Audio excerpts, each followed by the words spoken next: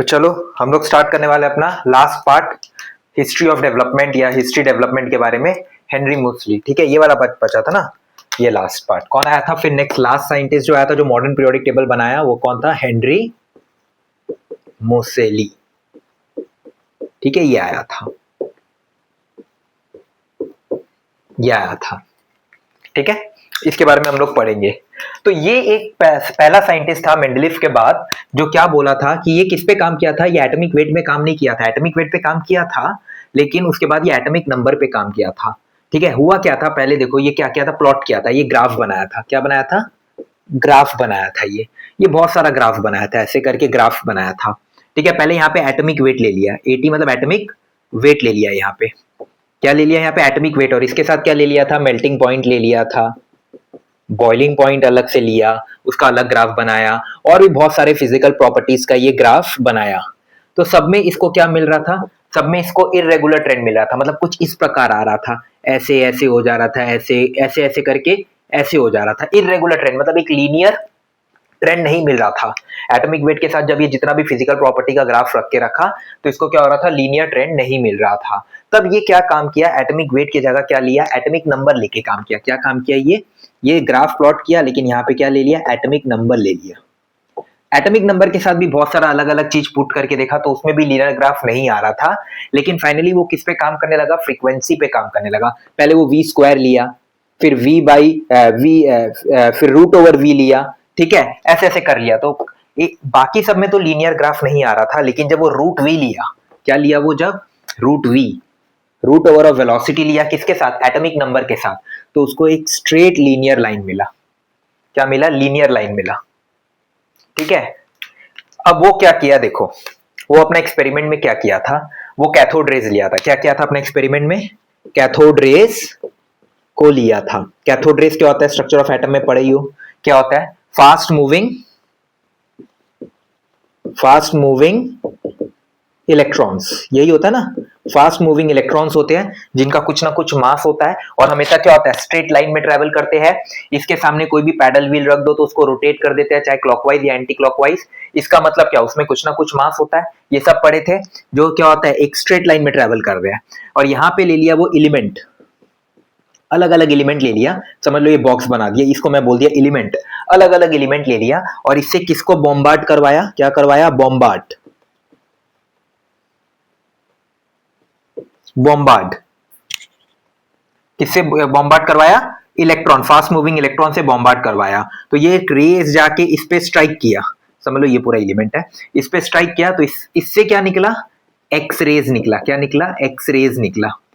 इसका वो सबका फ्रीक्वेंसी देखा, वेवलेंथ देखा, बेसिकली काम फ्रीक्वेंसी पे किया। मतलब अब डिफरेंट डिफरेंट एलिमेंट है तो सबका फ्रीक्वेंसी अलग होगा, सीधा सा बात है, क्योंकि सब एलिमेंट का तो एक फ्रीक्वेंसी नहीं होगा, किसी का ज्यादा होगा, किसी का कम होगा, सीधा सा बात है। दो इंसान है, एक इंसान 2 रोटी खाता है तो एक इंसान 5 रोटी खाता है ना। सबका अलग अलग खाने का खुराक होता है, सबका अलग अलग वो होता है डाइजेशन प्रोसेस, तो वही वाला चीज है। तो ये फ्रीक्वेंसी पे काम किया, सबका अलग अलग फ्रीक्वेंसी है, ठीक है। तो इससे क्या पता चला कि ये जो तुम्हारा कहाँ गया कैथोड रेज है, ये जो फास्ट मूविंग है, ये किस पे? देखो ये जो फ्रीक्वेंसी हो गया तुम्हारा, किससे डिपेंड करता है? नेचर पे डिपेंड करता है। किसका नेचर पे? एलिमेंट का नेचर पे डिपेंड करता है। इस लीनियर लाइन से क्या पता चला? नेचर का एलिमेंट पे, एलिमेंट का नेचर पे डिपेंड करता है। ये जो वी होता है ना, किस पे डिपेंड करता है? नेचर ऑफ एलिमेंट पे डिपेंड करता है। मतलब किस पे डिपेंड कर रहा है? उसका एटॉमिक नंबर पे डिपेंड करता है। मतलब यहां, तो यहां से कुछ रिलेवेंट फैक्ट्स आए, और मतलब बोलते हैं ना जितना भी लिमिटेशन था, कौन कौन सा लिमिटेशन था? जो मेंडलीफ का लिमिटेशन था सारा बता दिया, एक को छोड़ के हाइड्रोजन का पोजीशन, जो आज भी एक लिमिटेशन है, क्योंकि उसको एल्किली ग्रुप में रखे या हेलोजन ग्रुप में रखे ये किसी को नहीं पता, तो इसीलिए हम लोग उसको एक सेपरेट बॉक्स में रखते हैं, लेकिन आता तो वो एल्किली ग्रुप में ही है, पर एल्किली ग्रुप में उसको कंसिडर नहीं करते, ठीक है। तो पोजीशन ऑफ हाइड्रोजन के अलावा बाकी जितने भी लिमिटेशंस थे, जितना भी वो कंक्लूजन जिसका नहीं आया था, सारा का सारा क्या हो गया? क्लियर हो गया। क्यों? क्योंकि वो एटॉमिक नंबर पे काम किया। ये यहां से बताया कि the physical and chemical properties of element, the physical and chemical property of elements are periodic function of their atomic number. यहां से आया नंबर, वेट नहीं। यहां से ये बताया कि atomic number is the more fundamental property rather than atomic weight. Atomic number अगर हम लोग लेते हैं तो सारा का सारा जितना भी लिमिटेशन है सारा का सारा क्या होता है, क्लियर हो जाता है। और यहां से बना हम लोग का पूरा मॉडर्न पीरियोडिक लॉ या मॉडर्न पीरियोडिक टेबल, जिसमें हम लोग ने मेंडलीफ के जितने भी चीज थे उसको खोल खोल के हम लोग ने रख दिया, जिससे पूरा टेबल बन गया। यही था हेनरी मोस्ली का एक्सपेरिमेंट। ठीक है, समझ में आया? अच्छा, इसमें और एक दो चीज है, जैसे 0 1 2 3 4 5, नेमिंग जिसको बोलते हैं 6 7 8 9, ये है ना। तो पहला वाला को आईयूपीएसी क्या नेम किया? पहला वाला को निल, इसको अन, इसको बाई, इसको ट्राई, इसको क्वाड, इसको पांचवा वाला को पेंट, इसको हेक्स, इसको सेप्ट, सातवां वाला को, इसको ऑक्ट, इसको इन। ये सारा नेमिंग दिया गया था। ठीक है, याद रखना, 0 को निल, 1 को अन, 2 को बाई, 3 को ट्राई, 4 को क्वाड, 5 को पेंट, 6 को हेक्स, 7 को सेप्ट, 8 को ऑक्ट, 9 को इन। ये नेमिंग दिया गया था आईयूपीएसी से। समझ लो कोई एलिमेंट है जिसका एटॉमिक नंबर 102 है, तो चलो इसका नाम बताओ और इसका सिंबल बताओ, क्या होगा? 1 के लिए क्या लगाएंगे? अन। 0 के लिए क्या लगाएंगे? निल। और 2 के लिए क्या लगाएंगे? बी। और एक सफिक्स ऐड कर देंगे ईएम, तो क्या नाम हो गया? अनिल बीएम। इसको कैसे लिखेंगे? अब इसको लिखते कैसे देखो, यू एन, दो एन में किसी दो एन जब बगल बगल में आता है उसमें से हम लोग को एक कंसीडर करना पड़ता है, तो एन, ये समझ में आया? बीएम, ये इसका पूरा नाम हो गया। शॉर्ट फॉर्म बोलेगा तो इसका क्या होगा? 1 का यू, 0 का किससे स्टार्ट हो रहा है? एन से, एन से स्टार्ट हो रहा है ना 0, ये यू से स्टार्ट हो रहा है, यू एन। और 2 के लिए क्या होगा? बाई। ये इसका शॉर्ट फॉर्म हो गया। समझ में आया किस तरीके से करते हैं? ठीक है, चलो अब 110 वाला तुम लोग बताओ। चलो अब 110 नंबर वाला तुम लोग बताओ, मैं लिख दे रहा हूं, तुम लोग सोचो।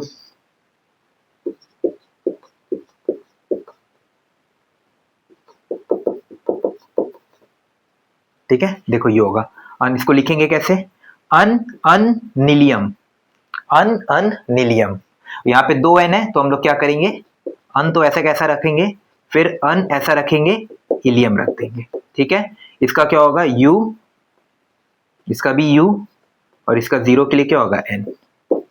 शॉर्ट सिंबल जिसको बोलते हैं, शॉर्ट फॉर्म। ठीक है, ये हो गया तुम लोग का पूरा कंप्लीट। ये आईयूपीएससी के थ्रू नेमिंग दिया गया था सारे एलिमेंट्स का। अगर एटॉमिक नंबर दे दिया जाए, इससे क्वेश्चंस आता है, तो केयरफुल रहना इसके प्रति। और ये वाला पूरा कॉन्सेप्ट हम लोग का कंप्लीट होता है। ठीक है, चलो अब इसके बाद हम लोग आएंगे जेड इफेक्टिव, न्यूक्लियर चार्ज, जो सबसे इंपॉर्टेंट है।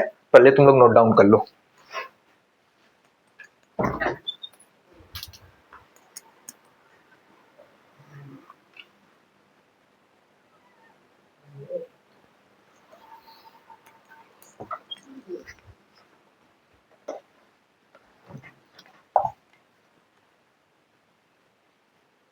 चलो कर लिया पूरा नोट डाउन? ठीक है, चलो मिटा रहा हूं मैं सारा। और अब हम लोग सबसे इंपॉर्टेंट टॉपिक पे पढ़ेंगे, जिसको हम लोग क्या बोलते हैं? Z effective.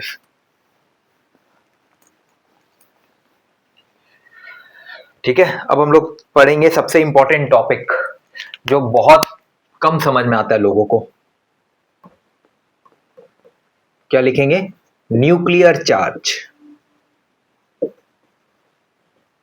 8 9 में तो समझ में ही नहीं आता था, रट्टा मारना पड़ता था कि होता क्या है। 8 9 10 वालों को तो समझ में ही नहीं आता था। 11 12 में अब कॉम्पिटिटिव लेवल का आ गया तो इसको समझाना जरूरी है। ठीक है, तो न्यूक्लियर चार्ज किसको बोलते हैं? चलो आता। तो इसमें मैं बहुत सारे केसेस बताऊंगा। सबसे पहले हम लोग जो केस पढ़ेंगे वो किसका पढ़ेंगे? Single electron system. किसका पढ़ेंगे? Single electron system. बहुत थोड़ा सा लोगों को बोरिंग लगता है, लेकिन अच्छा है। चलो समझाता हूं, मैं थोड़ा अच्छा करने की ट्राई करता हूं। ठीक है, चलो तो हम लोग पढ़ेंगे सिंगल इलेक्ट्रॉन सिस्टम। इसमें भी हम लोग 3 केस लेंगे। क्या लेंगे? 3 केस। सिंगल इलेक्ट्रॉन सिस्टम जिसमें मतलब क्या होगा, पूरा एटम में क्या होगा? एक ही इलेक्ट्रॉन रहेगा। ये हाइड्रोजन के लिए यूज किया जाता है, या हीलियम प्लस के लिए, ये सब के लिए यूज किया जाता है। ठीक है, तो इसमें हम लोग केस 1 पढ़ेंगे। ठीक है, ठीक है, तो इसमें होता क्या है? जैसे बीच में क्या होता है? ये न्यूक्लियस, इसके चारों, ये हो गया यहाँ पे इलेक्ट्रॉन, ये इलेक्ट्रॉन ई से, और यहाँ पे न्यूक्लियस है तो यहाँ पे प्रोटॉन भी रहेगा। ठीक है, प्रोटॉन भी रहेगा और यहाँ पे न्यूक्लियस भी रहेगा। इसको मान चलो समझो। अब प्रोटॉन और न्यूक्लियस में हम क्या बताता है, जो प्रोटॉन होता है ये पॉजिटिव चार्ज होता है, इलेक्ट्रॉन जो होता है नेगेटिव चार्ज होता है, ठीक है। तो इन दोनों में हमेशा क्या रहेगा, अट्रैक्शन रहेगा। इन दोनों में क्या रहेगा, फोर्स ऑफ अट्रैक्शन पढ़े ही होगे फिजिक्स में। फोर्स ऑफ अट्रैक्शन किसको बोलते हैं, बाकी केमिकल बॉन्डिंग में और क्लियर हो जाएगा। फोर्स ऑफ अट्रैक्शन क्या होता है, जब दो एक दूसरे को अट्रैक्ट करते हैं एक दूसरे के प्रति, ठीक है, इसको हम लोग क्या बोलते हैं, फोर्स ऑफ अट्रैक्शन। चलो ठीक है, ये समझ में आया। अब देखो, जब भी दो एटम कॉम्बाइन करता है, जब भी समझ लो दो एटम आएगा एक दूसरे के बगल में, ये इधर आ रहा है, ये भी इधर आ रहा है, जब दो एटम एक दूसरे के बगल में आता है तो सबसे पहला चीज जो मिलता है वो क्या मिलता है, इसका इलेक्ट्रॉन, इसका इलेक्ट्रॉन। ये दोनों इलेक्ट्रॉन एक दूसरे को सबसे पहले मीट करते हैं, ठीक है, ये दोनों इलेक्ट्रॉन एक दूसरे को मीट करते हैं, तब जाके कहीं ना कहीं ऐसा बॉन्डिंग बनता है। तो सबसे पहला चीज जो एक पूरा एटम में जो पहले इंटरेक्ट करता है वो कौन होता है, उसका इलेक्ट्रॉन, ठीक है। तो वैसे ही ये प्रोटॉन है और यहाँ पे इलेक्ट्रॉन है। तो अभी इसके बीच में कुछ दिख रहा है, इसके बीच में कोई भी इंसान दिख रहा है, कुछ भी चीज दिख रहा है, नहीं दिख रहा। तो इसका इसके प्रति क्या होगा, 100% फील होगा। इसका इसके प्रति क्या होगा, 100% फील होगा, मतलब ये इसको पूरा 100% खींचेगा। एक कॉन्सेप्ट से समझाते हैं, समझ लो ये है तुम्हारा शाहरुख खान, ठीक है, और ये है तुम्हारा कैटरीना, ठीक है। चलो इन दोनों का कॉन्सेप्ट से समझाते हैं, समझो। अभी दोनों एक दूसरे को प्यार करता है, सीधा सा बात, हालांकि रियलिटी में नहीं है ऐसा कुछ, ठीक है, पर एक बार मान लेते हैं चलो कि रियलिटी में नहीं है, फिर भी मान लेते हैं। अभी दोनों एक दूसरे को क्या करता है, प्यार करता है। अभी बीच में कोई है, बीच में कोई विलन है, नहीं है ना, तो क्या इन लोग को कोई रोक पाएगा, प्यार करने से नहीं रोक पाएगा। तो इन लोग में अभी 100% क्या है, फील है, इसका इसके प्रति 100% फील है, इसका इसके प्रति 100% फील है, ठीक है। पहले ही बोल रहा हूँ रियलिटी का बात नहीं है, समझाने के लिए कर रहा हूँ, रियलिटी में ऐसा नहीं है, ठीक है। अब ये 100% फील है, तो अभी तो तुम्हारा इसका जो फोर्स ऑफ अट्रैक्शन है, ये जो फोर्स ऑफ अट्रैक्शन है इसको क्या बोलेंगे, Fa, फोर्स ऑफ अट्रैक्शन इसी को बोलेंगे। तो फोर्स ऑफ अट्रैक्शन किस पे डिपेंड कर रहा है, फॉर्मूला बताया था ना, K Q1 Q2 upon R square, Coulomb's law पढ़े होगे फिजिक्स में, उसी का है फोर्स ऑफ अट्रैक्शन। इसके लिए एक चार्ज हो गया, इसके लिए एक चार्ज हो गया और बीच का डिस्टेंस, तो फोर्स ऑफ अट्रैक्शन को कैसे लिख सकता हूँ, K तो कांस्टेंट हो गया, Q1 क्या हो गया, प्रोटॉन के लिए मैं क्या लूंगा, पॉजिटिव ही ले लेता हूँ या E ले लेता हूँ, चलो E ले लेता हूँ। इलेक्ट्रॉन के लिए भी मैं E ले लेता हूँ, चार्ज तो चार्ज हो गया बाई आर स्क्वायर, तो इसको लिख सकता हूँ ना, फोर्स ऑफ अट्रैक्शन क्या हो गया, K E square upon R square. ये सिंपल सा कॉन्सेप्ट समझ में आया। इसके बीच में कोई नहीं है, तो अभी तो तुम्हारा फोर्स ऑफ अट्रैक्शन क्या हो गया, एकदम नॉर्मल है, न्यूक्लियर चार्ज के इक्वल है, ठीक है, फोर्स ऑफ अट्रैक्शन। ये केस 1 आया। अब मैं केस 2 करूंगा। केस 2 में क्या होता है, चलो यही समझाता हूं। केस 2 में देखो, समझ लो ये न्यूक्लियस है, मतलब ये है कैटरीना कैफ, और यहां पे आ गया अपना शाहरुख खान, ठीक है, और एक और इसका कॉम्पिटिटर आ गया, इसका नाम है समझ लो विकी कौशल, ठीक है। ये हो गया तुम्हारा SRK और ये हो गया तुम्हारा विकी, ठीक है। और यहाँ पे तुम्हारा प्रोटॉन का प्रोटॉन है, जो जैसा चल रहा है वो प्रोटॉन का प्रोटॉन है, ठीक है। अब मेरे को एक बात बताओ, अब ये जब आ गया, ये आ गया ना, इसका इसके प्रति क्या था, 100% फील था। अब प्यार तो ये भी इससे करता है, ठीक है, क्या ये इसको आने देगा, ये इसको आने देगा, ये इसको आने देगा, नहीं आने देगा, है ना। ये इसको 100% आने नहीं देगा, ये भी जाने का ट्राई करेगा, और ये भी कंफ्यूज है इसको ले कि इसको ले, है ना, क्योंकि दोनों भी चल रहे हैं, पहले ये चलता था अब ये चल रहा है, तो पैसे तो दोनों के पास है, तो किसको ले, ठीक है। अब इसको भी लेगा, इसको भी लेगा, तो ये भी कंफ्यूज है, और ये इसको आने नहीं देगा और ये भी इसको जाने नहीं देगा। तो अब इन लोग के बीच में जो तुम्हारा अट्रैक्शन है, कितना कितना परसेंट हो गया, समझ लो 50% हो गया इसका, 50% हो गया इसका। जो 100% था वो कितना में आ गया, 50% में। तो अट्रैक्शन कम हो गया कि नहीं, क्यों, क्योंकि एक इलेक्ट्रॉन आ गया। एक इलेक्ट्रॉन आने से क्या हो गया, इन लोग का जो 100% अट्रैक्शन था वो 50% हो गया, कम हो गया इलेक्ट्रॉन, सीधा सा बात है। सॉरी, अट्रैक्शन, फील, फील जिसको बोलते हैं, फील कम हो गया इन लोग के बीच में, ठीक है। तो ये कॉन्सेप्ट है। और एक है केस थर्ड, बताता हूं, इधर ही बताता हूं केस थर्ड। या तो अब तुम लोग बोलोगे कि सर ये फोर्स ऑफ अट्रैक्शन रेडियस पे कैसे डिपेंड कर रहा है, फोर्स ऑफ अट्रैक्शन रेडियस पे कैसे डिपेंड कर रहा है, तो वो थर्ड केस में बताता हूं। कि समझ लो ये तो तुम्हारा कैटरीना कैफ है, ये हमारे शाहरुख जी, ठीक है। अब इसको मैं, ये दोनों अभी एक स्टेट में रहते हैं, समझ लो दोनों एक ही स्टेट में रहते हैं, पुणे में, मुंबई ले लो चलो, या महाराष्ट्र ले लो, स्टेट तो मुंबई कैसे होगा, महाराष्ट्र ही होगा, सीधा सा बात है, महाराष्ट्र ले लो चलो, ठीक है, एक ही जगह रहते हैं, ठीक है। तो दोनों अभी एक ही स्टेट में है। अब मैं क्या करता हूं, मैं इसको एक और मैं सेल बना देता हूं इतना बड़ा, ठीक है। इसको मैं एक्साइट करवा देता हूं, मतलब कुछ एनर्जी देता हूं जिसके कारण ये उधर चला जाएगा, हाँ या ना। मतलब एक स्टेट से मैं उसको दूसरा कोई आउट ऑफ इंडिया भेज दिया, ठीक है। अभी तो देखो दोनों एक स्टेट में थे, तो दोनों एक दूसरे को फील करते थे, प्यार करते थे, तो दोनों एक दूसरे से क्या कर लेंगे, मिलन जुलन कर लेंगे, मिलेंगे, डेली मिलेंगे, खाना पीना कुछ भी किया किया, ठीक है। तो खाना पीना सब कुछ किया, अभी एक ही स्टेट में तो आराम से मिलते थे डेली, कोई प्रॉब्लम नहीं था। लेकिन अब इसको मैं उठा के दूसरा शहर भेज दिया काम के चक्कर में, तो क्या ये डेली उससे मिल पाएगा? नहीं मिल पाएगा, सीधा सा बात है। खाली फोन में बात कर ले या व्हाट्सएप में बात कर ले, लेकिन मिल पाएगा? नहीं मिल पाएगा। तो अब क्या इनका, तो देखो डिस्टेंस बनने से क्या हुआ, क्या वो फील हुआ जो अभी यहाँ पे 100% फील था, और डिस्टेंस बढ़ देने से क्या, अब समझ लो 70% फील होगा। कुछ तो कम होगा फीलिंग, क्योंकि मैं दूसरा जगह से ले गया, दूसरा जगह ले गया, जो पहले 100% था वो अब 100% रहेगा नहीं, 70% ही रहेगा। तो ये डिस्टेंस पे भी डिपेंड करता है। जैसे जैसे डिस्टेंस बढ़ता रहता है ना, क्या होता है, जैसे जैसे डिस्टेंस बढ़ता रहता है, फोर्स ऑफ अट्रैक्शन क्या होगा, यहाँ पे कम होगा। डिस्टेंस बढ़ा, फोर्स ऑफ अट्रैक्शन कम हुआ, तो 100 से कितना में आ गया, 70% पे आ गया। और अगर कॉम्पिटिटर आ गया तो 50% पे आ जाता है। तो इसका मतलब क्या हो रहा है, कुछ ना कुछ आने से या डिस्टेंस बनने से क्या हो रहा है, कहीं ना कहीं क्या हो रहा है, न्यूक्लियर चार्ज जो है वो कम हो रहा है। ये समझ में आया, ये सिंगल इलेक्ट्रॉन सिस्टम का बताया हूं। अब हम लोग आएंगे मल्टी इलेक्ट्रॉन सिस्टम का, समझ में आया, वो और अच्छा कहानी है। उसमें तो बहुत बड़ा विलन आएगा बीच में। अभी तो यहाँ पे कोई विलन बीच में नहीं आ रहा है, तो छोटा मोटा कॉम्पिटिटर है। ये भी तुम्हारा बाबू कोई मतलब नहीं बनता। अभी तो असली विलन आएगा इसके लाइफ में, शाहरुख खान के लाइफ में। अभी देखो कैटरीना का बात है ना, ऐसे तो खोए ना छोड़ देगा सब एक्टर लोग। चलो अब आते हैं मल्टी इलेक्ट्रॉन सिस्टम। ये कॉपी कर लेना, कॉपी करने का नहीं है, खाली समझने का है।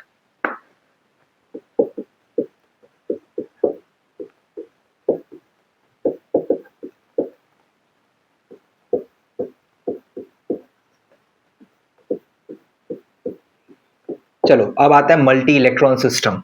अब आते हैं केस वन में, ये मिटा दे रहा हूं फिर, ठीक है। अब आते हैं केस वन। केस वन क्या, एक ही मैं बता दूंगा, केस वन का ही दरकार पड़ेगा। एक ही केस लेंगे जिसमें सबसे बड़ा विलन अभी आने वाला है।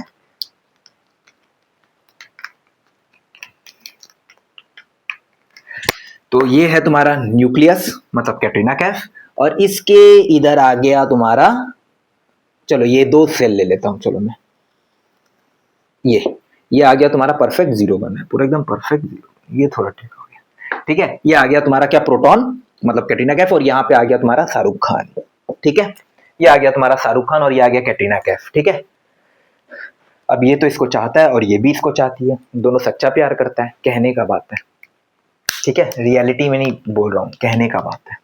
हालांकि ये शादीशुदा है, फिर भी इसको चाहता है। तो अब इसके बीच में आ गया, समझ लो एक इलेक्ट्रॉन एक इलेक्ट्रॉन। अब इसके बीच में कौन आ गया, ये दो। अब इसके बीच में ये दो कौन आ गया, फील्डिंग। ये आ गया तुम्हारा इसके बीच में सलमान खान। ये अब आया इसका एंट्री, ये एंट्री हुआ इनका। अब इन दोनों के बीच में आ गया सलमान खान। अब मेरे को एक बात बताओ, ये इसको आने देगा इधर? ये तो खुद इसके पीछे पागल है, ये इसको इधर आने देगा? हाँ, ये आने देगा किसी को? ये इसको क्या, किसी को आने नहीं देगा। इसीलिए तो इसको भाई बोलते हैं। ये आया, एंट्री मारा, अब ये इसको आने देगा? नहीं आने देगा। तो ये क्या काम कर रहा है, ये क्या काम कर रहा है, फील्डिंग का काम कर रहा है। फील्डिंग मतलब इसका दूसरा नाम में क्या होता है, फील्डिंग का मतलब स्क्रीनिंग। इसका क्या मतलब होता है, फील्डिंग का मतलब स्क्रीनिंग, मतलब दीवार बन जाना, दो जन के बीच में दीवार बन जाना, उसको बोलते हैं फील्डिंग या स्क्रीनिंग। मतलब इन दोनों के बीच का प्यार को ये क्या करेगा, आधा कर देगा। आधा क्या, पूरा खत्म कर देगा। आधा तो ये कहाँ आधा में मानेगा, है ना, ये कहाँ ये कहाँ। अब इसको भी प्रॉब्लम इससे, इसको भी इससे प्रॉब्लम, ये आने थोड़ी ना देगा। तो इसी को बोलते हैं सील्डिंग या स्क्रीनिंग, जो बीच में आके रोक दे, ठीक है। अब ये दो इलेक्ट्रॉन है, अभी देखो, अभी दोनों के बीच में क्या लग रहा था, फोर्स ऑफ अट्रैक्शन। अब इन दोनों के बीच में क्या लगेगा, फोर्स ऑफ रिपल्सन। एक मिनट रुको, मैं एक मिनट वो कर दूं, क्योंकि कैमरा में थोड़ा प्रॉब्लम हो रहा है।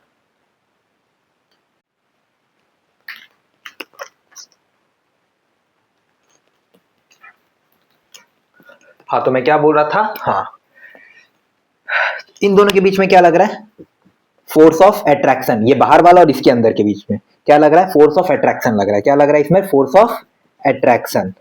लेकिन इसमें और इसमें क्या लग रहा है, इसमें और इसमें क्या लग रहा है, फोर्स ऑफ रिपल्सन। तो फोर्स ऑफ अट्रैक्शन कितना लग रहा है पहले निकाल लो। क्या होगा फोर्स ऑफ अट्रैक्शन, तो के होगा तुम्हारा इलेक्ट्रॉन के लिए ई, प्रोटॉन के लिए जेड ही ले लेते हैं, चलो जेड ही ले लेते हैं ना, क्योंकि यहाँ पे एक हम लोग मानते हैं, क्योंकि एक प्रोटॉन होता है तो एक इलेक्ट्रॉन होता है, जितना नंबर ऑफ प्रोटॉन उतना नंबर ऑफ इलेक्ट्रॉन होता है एक एटम में, ठीक है, ये तो पता ही है। और यहाँ पे जब तुम्हारा आता है तो न्यूक्लियस भी होता है, न्यूट्रॉन्स भी होता है, तो उसके लिए हम लोग क्या लेते हैं, जेड ही लेते हैं, और इसको डिवाइड बाई क्या करते हैं हम लोग, आर स्क्वायर करते हैं, ये तो पता है ना, इतना कॉन्सेप्ट पता है। अब ये फोर्स ऑफ रिपल्सन लेते हैं हम लोग। अब देखो फोर्स ऑफ रिपल्सन, ये दोनों इलेक्ट्रॉन इस पे लगाएगा, तो जिस इलेक्ट्रॉन पे रिपल्सन लगता है उसको हम लोग काउंट नहीं करते।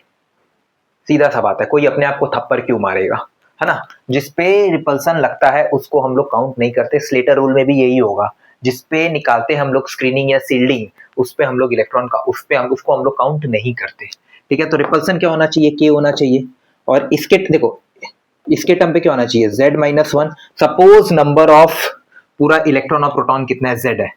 सपोज यहाँ पे लिख दे रहा हूँ, नंबर ऑफ इलेक्ट्रॉन या न्यूक्लियर चार्ज जो है, नंबर ऑफ इलेक्ट्रॉन तुम्हारा यहाँ पे क्या है, z है, ठीक है। तो ये क्या होगा, या न्यूक्लियर चार्ज तुम्हारा क्या है, z है, तो क्या होगा, z में से -1 कर दूंगा e, क्योंकि ये बाहर वाला इलेक्ट्रॉन पे तो नहीं निकालूंगा, उसके अलावा जितना भी इलेक्ट्रॉन है z था उसमें से माइनस कर दूंगा इसको, तो टोटल और नंबर ऑफ इलेक्ट्रॉन से इंटू कर दूंगा, ये तो पता ही होगा, समझ में आया।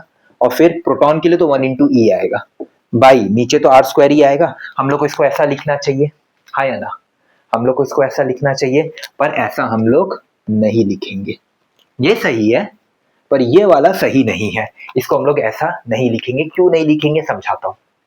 इतना तक समझ में आया कि अट्रैक्शन लग रहा था, लेकिन रिपल्सन भी तो अब आएगा, खाली अट्रैक्शन थोड़ी ना, ये भी तो रिपल्सन लगाएगा, इतना आसानी से थोड़ी ना मिलने देगा ये। तो यहाँ पे अब आ गया रिपल्सन, पर इसको हम लोग ऐसे नहीं लिखेंगे। लिखना तो ऐसे ही चाहिए पर इसको ऐसे नहीं लिखेंगे। इसका क्या रीजन होता है बताता हूँ, चलो यहाँ बताता हूँ, ये मिटा दे रहा हूँ, ठीक है। चलो यहाँ पे डायग्राम बना के बताता हूँ। ये है न्यूक्लियस,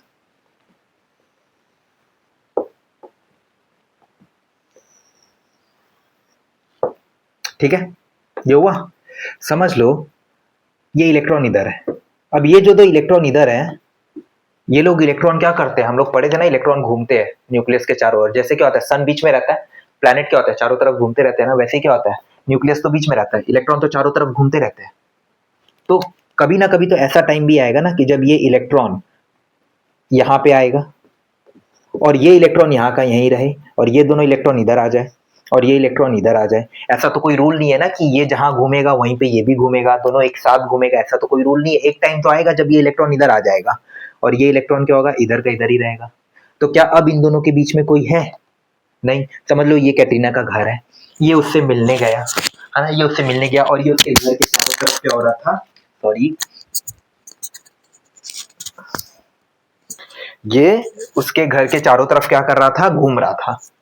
भाई इसको इससे मिलने नहीं देगा, ठीक है। ये उसके घर के चारों तरफ क्या हो रहा था, घूम रहा था, ठीक है। लेकिन इसका प्यार सच्चा है, इसका भी प्यार सच्चा है, और प्यार करने वालों को कोई कैसे रोक लेगा, है ना। कितना भी चक्कर लगा ले, एक ना एक टाइम जब ये इधर जाएगा तो ये छुपके से इधर आ जाएगा और इससे मिल लेगा, है ना। ये तो होगा, ये तो मिलेगा ही मिलेगा, ये कितना भी घूम ले, कभी ना टाइम, एक टाइम तो आएगा कि जब ये इधर जाएगा तो ये आके इसके साथ मिल लेगा।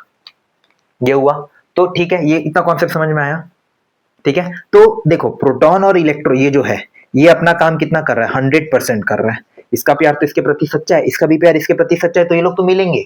तो ये लोग अपना काम 100% कर रहा है। क्या ये अपना 100 काम, इसका काम क्या था, इसको रोकना, इस शाहरुख खान को रोकना इससे मिलने से।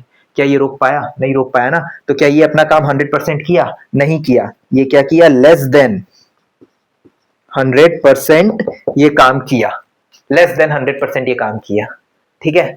और ये फाइनली दोनों मिल गया, है ना। अब ये लेस देन 100% काम किया, तो ये अपना काम क्या किया, कहाँ गया, ये वाला जो अपना काम था प्रोटॉन, ये 100% किया, यही वाला का बता रहा हूं ना रे। क्या ये अपना 100% काम किया, नो, ये लेस देन 100% काम किया, है ना। ये इलेक्ट्रॉन का था और ये क्या था, प्रोटॉन का था, क्योंकि प्रोटॉन का तो सेम रहेगा और इलेक्ट्रॉन का एक माइनस करते हैं, है ना। तो ये अपना काम 100% नहीं किया, तो इसके जगह हम लोग क्या लिखते हैं, F R is equals to, ये जो सिग्मा माइनस वन होता है ना, इसके जगह हम लोग क्या लेते हैं, एक नया कांस्टेंट ले लेते हैं, ये इक्वल्स टू है, सॉरी क्या लिख रहा हूँ, इक्वल्स टू है, हाँ इक्वल्स टू है। तो ये इसकी जगह हम लोग क्या लिखेंगे, इसकी जगह एक नया कांस्टेंट लेते हैं जिसको बोलते हैं सिग्मा ई, और वहां पे क्या हो गया, 1 into E upon R square, ठीक है, 1 into E upon R square. तो इसी को हम लोग बोलते हैं सिग्मा इंटू ई, लिख सकते हैं कि नहीं, अरे ये तो ऐसे ही लिख सकते हैं ना, कि सिग्मा इंटू ई एक ब्रैकेट में दे दो, 1 इंटू ई एक ब्रैकेट में दे दो, अपॉन आर स्क्वायर दे दो, ये भी आ गया, ये भी आ गया। अब समझ में आया ये सिग्मा क्या हुआ, इसी को बोलते हैं सील्डिंग या स्क्रीनिंग कांस्टेंट। ये हम लोग स्लेटर रूल में आगे काम आएगा, बहुत इंपॉर्टेंट है, इसीलिए समझाया स्क्रीनिंग या सील्डिंग कांस्टेंट, ये बात याद रखना, ठीक है। इतना कॉन्सेप्ट समझ में आया, कोई प्रॉब्लम इतना में नहीं ना। अब एक बात देखना, एक चीज हमेशा याद रखना, ठीक है, कि जो एफ नेट होगा ना, एफ नेट वो क्या होता है, force of attraction minus force of repulsion. क्यों ऐसा होता है, अरे भाई स्ट्रक्चर ऑफ एटम, क्यों स्ट्रक्चर ऑफ एटम में इलेक्ट्रॉन रिवॉल्व कर रहा है, क्योंकि कहीं ना कहीं अट्रैक्शन ज्यादा है, कहीं ना कहीं क्या है, अट्रैक्शन ज्यादा है, रिपल्सन कम है। भले ये 70% होगा तो ये 30% होगा, ये 60% होगा तो ये 40% होगा, लेकिन अट्रैक्शन तो ज्यादा ही रहेगा, है ना, तभी तो वो इलेक्ट्रॉन चारों तरफ रिवॉल्व करा। अगर रिपल्सन ज्यादा होता तो वो तो जंप करके भाग जाता, तो वो स्ट्रक्चर ऑफ एटम तो वैलिड ही नहीं रहता, कभी कोई एटम के चारों तरफ घूम पाता नहीं, कर पाता, क्योंकि अगर रिपल्सन ज्यादा होगा तो इलेक्ट्रॉन जंप करके भाग जाता। अट्रैक्शन ज्यादा है तभी तो ये पकड़ के रखा है, इसीलिए तो ये घूम रहा है चारों तरफ, भले ही रिपल्सन है लेकिन अट्रैक्शन से हमेशा कम ही रहता है। तो इसीलिए इसको लिख सकते हैं ना, फाइनल माइनस इनिशियल, मतलब force of attraction minus force of repulsion, ठीक है। ये कॉन्सेप्ट समझ में आया। अभी मैं इसको मिटा दूंगा, क्योंकि मेरे को अट्रैक्शन की जगह ये लिखना है, रिपल्सन की जगह ये लिखना है। और नेट मतलब क्या हो गया, एफ नेट मतलब क्या हो गया, जेड इफेक्टिव, इसी को बोलते हैं एफ नेट को। तो यहाँ तो जगह नहीं होगा, तुम लोग देख नहीं पाओगे, तो मैं इसको मिटा के ही लिखूंगा, जिसमें मैं इसको मिटा दे रहा हूं। चलो, तो एफ नेट क्या हुआ बताओ, फोर्स ऑफ अट्रैक्शन को मैं क्या लिखूंगा, लिख दो,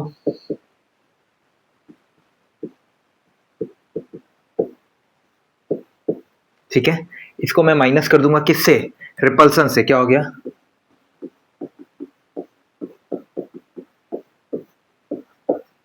ठीक है। रेडियस ऑलमोस्ट सेम ही रहता है। अब देखो ये यहाँ इलेक्ट्रॉन जाए या यहाँ इलेक्ट्रॉन जाए, थोड़ा बहुत रेडियस में डिफरेंस आ जाता है, ये डिस्टेंस और ये डिस्टेंस में डिफरेंस आता है, थोड़ा बहुत आता है, या अगर ये इलेक्ट्रॉन इधर रहेगा तो इसमें डिफरेंस आता है, लेकिन रेडियस हम लोग नेग्लिजिबल मानते हैं, रेडियस सेम ही मानते हैं, तो रेडियस का कोई टेंशन नहीं है, ठीक है, रेडियस वाला बात मत करना, ठीक है।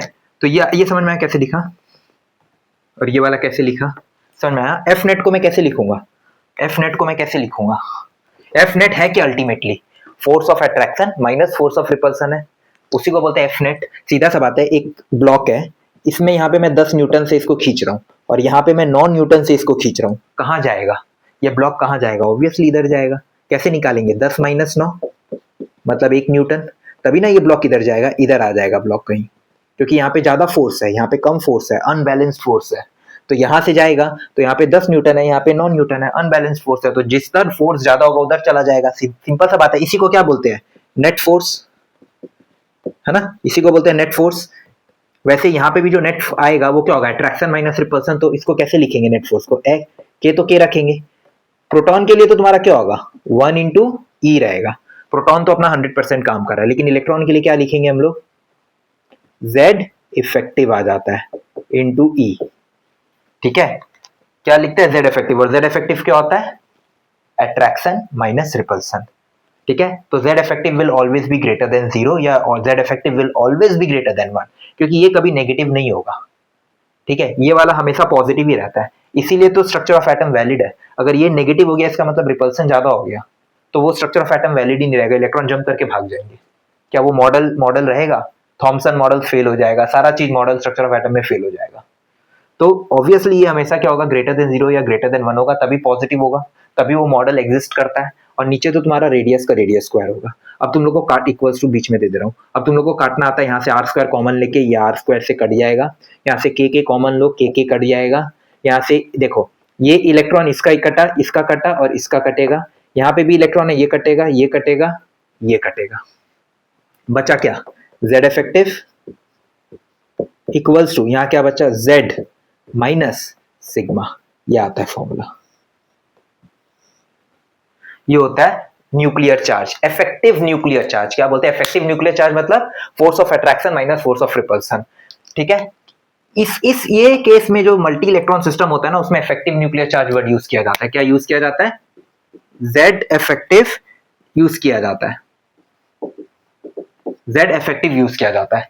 क्या यूज किया जाता है, Z effective multi electron system में यूज किया जाता है, और सिंगल इलेक्ट्रॉन सिस्टम में क्या यूज किया जाता है, खाली Z यूज किया जाता है, क्योंकि उसमें तो तुम्हारा कोई बीच में आ ही नहीं रहा रोकने वाला, तो उसके लिए खाली न्यूक्लियर चार्ज होता है, क्योंकि उसमें तो खाली फोर्स ऑफ अट्रैक्शन है, उसमें तो रिपल्सन देने वाला कोई है नहीं। यहाँ पे तुम्हारा दोनों है, इसलिए Z इफेक्टिव इसमें यूज किया जाता है, जिसका फॉर्मूला आता है ये Z nuclear charge minus screening constant, इसी को बोलते हैं स्क्रीनिंग या सील्डिंग कांस्टेंट। समझ में आया। और ये तुम्हारा जो होता है सम्स में, इसी को हम लोग एटॉमिक नंबर भी बोलेंगे।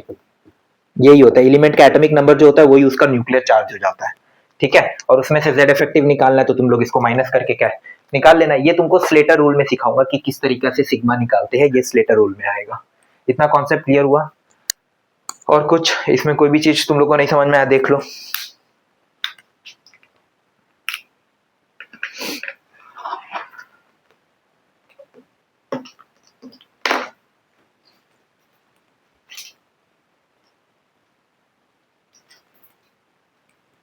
हाँ, यहाँ पे ये लिख लो, Z इफेक्टिव जो होगा ना, वो ग्रेटर देन 0 होगा या 1, एक ही बात हुआ। Z इफेक्टिव ऑलवेज पॉजिटिव रहेगा, वरना तो स्ट्रक्चर ऑफ एटम एग्जिस्ट ही नहीं करेगा अगर ये नेगेटिव चला गया तो ये हमेशा पॉजिटिव ही रहेगा, तभी जाके स्ट्रक्चर ऑफ एटम क्या होगा, एग्जिस्ट करेगा। समझ में आया किस तरीके से डिराइव करके निकाला, और सिंगल इलेक्ट्रॉन सिस्टम का समझ में आया पूरा कॉन्सेप्ट, बहुत ईजी था। बस ये इतना तक ही रखो, ठीक है। और अगर कुछ भी बचेगा छोटेगा तो वो मैं नेक्स्ट वीडियो में डाल दूंगा, ऐसा कोई बात नहीं है। लेकिन देख लो, बुक्स पढ़ो, देखो कुछ भी चीज समझ में नहीं आया तो देख लेना अच्छे से, वीडियो में पूरा एक एक चीज एक्सप्लेन किया हूं, ठीक है। चलो।